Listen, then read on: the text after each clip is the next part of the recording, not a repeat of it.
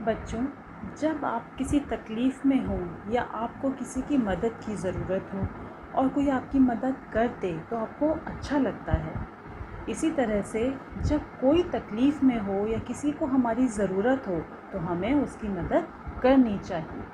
और ऐसा करना केवल हमारे ही स्वभाव में नहीं है, बल्कि पशु पक्षी अन्य जीव जंतु भी ऐसा करते पाए जाते हैं।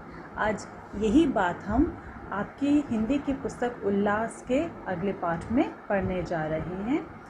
बच्चों, ये पाठ जो है ये एक नाटक है।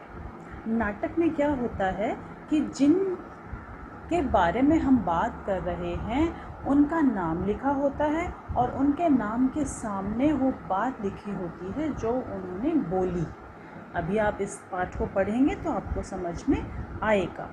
नाटक का नाम है हाथी का इलाज, जिसमें हम देखेंगे कि कैसे जब हाथी बीमार हुआ तो सभी पशु पक्षियों ने मिलकर उसकी मदद की और वह बिल्कुल ठीक हो गया।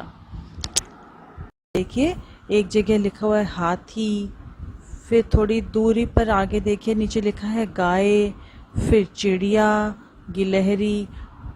तो उनके सामने जो कुछ लिखा है मानो वो हाथी कह रहा है, गाय के आगे जो लिखा है वो गाय कह रही है, चिड़िया के आगे जो लिखा है मतलब वो चिड़िया बोल रही है। तो इस तरह से नाटक में जो कोई अपनी बात कह रहा है वही उसके नाम के साथ लिखी जाती है। तो अब हम इसको पढ़ रहे हैं और अगर आपको इस नाटक को पढ़ने में मज़ा आए तो आप अपने दोस्तों के साथ मिलकर इसे स्टेज पर, मंच पर खेल भी सकते हो। तुम दोस्त अलग अलग जानवरों की भूमिका निभाना, कोई हाथी बन जाएगा, कोई गाय, कोई चिड़िया तो कोई गिलहरी, और तुम्हें खूब मज़ा आएगा। तो देखते हैं कि हाथी का इलाज इस नाटक में किसने किया और कैसे किया। चंपक वन में सभी जानवर हाथी की तबीयत खराब होने से दुखी हैं। चंपक वन, वन मतलब जंगल। जिस जंगल में ये सब जानवर रहते हैं उसका नाम चंपक वन है। तो हाथी, ओह मेरा सर दर्द कर रहा है, मेरी आँखों में भी जलन हो रही है और मुझे सुस्ती भी आ रही है, मैं क्या करूं? हाथी की मदद कैसे कर सकते हैं? इसके लिए सभी जानवर सभा करते हैं। तो सबसे पहले हाथी को हमने सुना, हाथी ने क्या कहा, क्या हो रहा है? उसके सर में दर्द हो रहा है, आँखों में जलन हो रही है और सुस्ती भी आ रही है। तो जब कभी तबीयत ख़राब होती है तो हमें सुस्ती तो आती है। तो उसकी ये हालत देखकर सभी जानवरों ने एक सभा की। सभा मतलब मीटिंग बुलाई, सभी मिलकर बैठे इस बात पर विचार करने के लिए कि हाथी के लिए क्या करें। गाय ने क्या कहा, हमारा दोस्त हाथी बीमार है, वह उदास है, हमें उसकी मदद करनी चाहिए। गाय ने बिल्कुल ठीक बात बोली ना। तो देखते हैं चिड़िया ने क्या कहा, मैं हाथी के लिए फूल लाती हूँ, फूलों की खुशबू से उसे अच्छा लगने लगेगा। अब ये छोटी सी चिड़िया की आवाज़ भी पतली पतली थी, तो उसने इस तरह से बोला। उसने क्या बोला कि मैं फूल ले आऊँगी, उसकी खुशबू से शायद हाथी को अच्छा लगेगा। जब आप नाटक करोगे ना मंच पर, तो आप भी ऐसे ही करना कि जो जानवर जिस तरह की उसकी आवाज़ होती है ना, उसी में उसकी हुई बात पढ़ने की, बोलने की कोशिश करना। तो चिड़िया ने फूल लाकर हाथी को दिया। हाथी ने फूल की खुशबू ली और खुशबू लेते ही उसे अच्छा लगने लगा। फिर तितली ने क्या कहा, मैं हाथी के लिए फूलों का रस लेकर आती हूँ। तो जब तितली ने देखा कि फूलों की खुशबू से ही हाथी को थोड़ा अच्छा लगने लगा है, तो उसने सोचा अब मैं क्या कर सकती हूँ हाथी के लिए। तो उसने बोला, मैं हाथी के लिए फूलों का रस लेकर आती हूँ।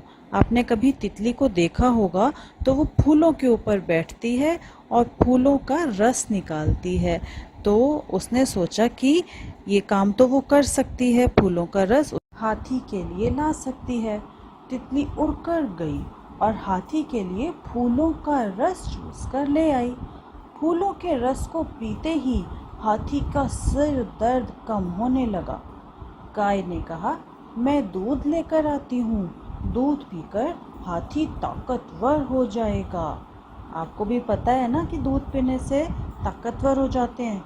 आप सब दूध पीते हो कि नहीं? सबको रोज़ कम से कम 2 बार दूध ज़रूर पीना चाहिए, ठीक है? तो गाय दूध लेकर आई। दूध पीते हुए हाथी के अंदर फुर्ती आने लगी। फुर्ती मतलब चुस्ती आने लगी, क्योंकि दूध से उसको ताकत मिल गई।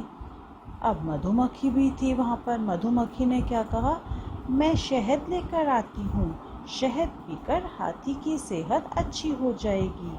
मधुमक्खी को देखा है कभी? वैसे तो मधुमक्खी से डर लगता है सबको, पर वो जो शहद बनाती है वो बहुत मीठा लगता है। तो मधुमक्खी ने सोचा मुझे भी कुछ करना चाहिए हाथी के लिए, तो उसने बोला मैं शहद लेकर आती हूँ। मधुमक्खी शहद लेकर आई। हाथी ने धीरे धीरे शहद पिया। शहद पीते ही हाथी को ताजगी महसूस होने लगी। मतलब उसको ऐसा लगने लगा कि अब तो बिल्कुल ठीक हो गया है वो। हाथी ने कहा, अब मैं बिल्कुल ठीक हो गया हूँ, मैं उछल कूद भी कर सकता हूँ। इतने में जिराफ भी वहाँ था। उसने कहा, यह बहुत खुशी की बात है कि हम अपना दोस्त हाथी ठीक हो गया है। हिप हिप, यानी कि सारे जानवर ये देखकर खुश हो गए कि हाथी की तबीयत सबकी कोशिश करने से बिल्कुल ठीक हो गई। तो हाथी के ठीक होने से सभी जानवर खुश होकर उछल कूद करने लगते हैं।